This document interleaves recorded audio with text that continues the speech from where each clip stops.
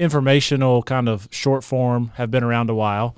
But what is the kind of shift or why is it shifting towards informational and educational content? Well, that's a great question, Derek. And as someone who's a part of Schiller and Hamilton, you probably noticed that there's no billboards around with our name on them. There's also, you won't find us frequenting the Yellow Pages front page.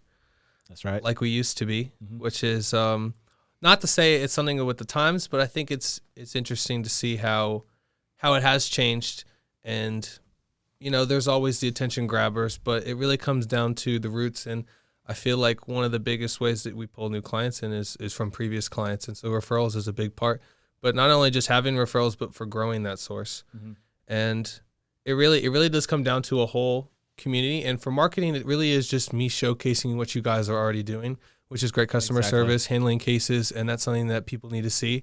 And I'm moving more towards documentation style because I feel like that's easy for you guys to get out what you want people to be aware of. But also, there's not really many people that are kind of going out and speaking it in layman's terms because there's really nobody who's not selling something. Very few times are people actually like giving information, education, and trying to help people. And so when you do that, you become almost like a fountain, like a source of knowledge. You become reputable. And that just transfers when somebody learns something from you guys, they're going to think back to when they have a problem. Who did I learn that from?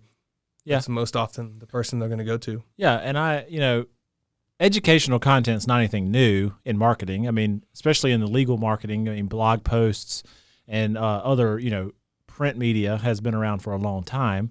But you're right. A lot of blogs and a lot of websites, law firm websites, are really just, here's a little itty bitty information dangled out in front of you. Call us to set up a consultation for more. And I really like what we've been doing to get information out there that we think is critical for someone to know whether they hire us or not. It's just good base knowledge within our field for people to kind of consume and kind of learn about themselves. Well, this kind of marketing strategy isn't new, I would say. I mean, Warren Buffett's company was the one who kind of coined it, where they went into the newspaper and they basically sat down and explained people how to get into stocks and how to trade, and that if they wanted any more information that they should reach out to them. And they were getting probably like 30 inquiries from newspaper articles, and that one got 5,000. Wow. And they kind of grew their business off of that whole model. And what it came down to is they offered value first because they knew that what they had was something that they could stand behind. And I think that as a marketer, it's really helpful to have a company that you can believe in, even as a salesperson as well. Oh, definitely. It's really hard to, you're a good salesman when you sell a bad product, but you're a great salesman when you're selling a good one. That's a good way to say it. Well, in our firm, we've always prided ourselves, from when Bennett formed the firm all the way through partnering with Joel and since I've been involved of, trying to help our communities as much as we can. Now, that obviously means a lot of different ways, but one of the ways was to try to put information out there. Even when we were doing blog posts, we wanted our blogs to be informational, not free advice, but plenty of information out there for people in case they need it.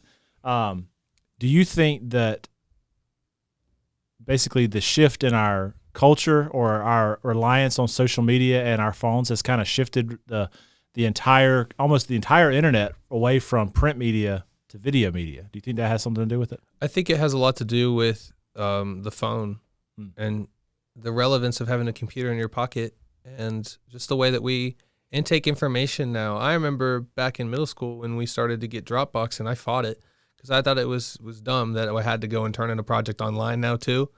Like I didn't realize the ease of steps. And like anything that's new that comes into the market, there's going to be people that pull back from it. And there's always that gap in marketing. It's a bridge, and it's usually in between the early adapters and the early majority. Yeah. Because when you have testimonials, and that's basically how you get clients, is you have referrals and people who are like-minded. When a product is in its cycle, usually during the beginning, it's going to have people who are like experimenting with it, taking it, running with it, twisting it, making products and making it something new. And then once it gets to a point where it can go to the market, those people aren't the type of people who are going to be good to sell to somebody else. Like their references aren't going to be reliable because they're looking at it for different things. Somebody wants a easy process straight through one thing. And I found that that's a lot more common in some people who are older.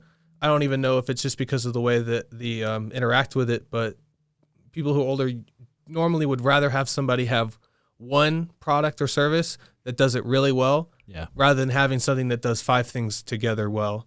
They would rather just have something that works perfectly well with just one thing. Get your system, beat your system basically, and live by it. And you've seen it with streaming too, and just the way that we've turned these huge markets, and they haven't really gone away, but they've just shifted into different areas, and everybody's getting a little piece of the pie. And I think that's what's so great about the internet is you can really have a chance to stand out.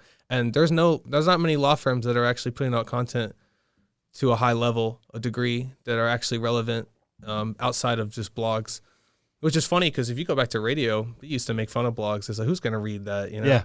And then they outsourced viewership for most radio stations until recently. Then they switched to vlogging, which has become a big thing. There's a lot of people that became really big stars off of that.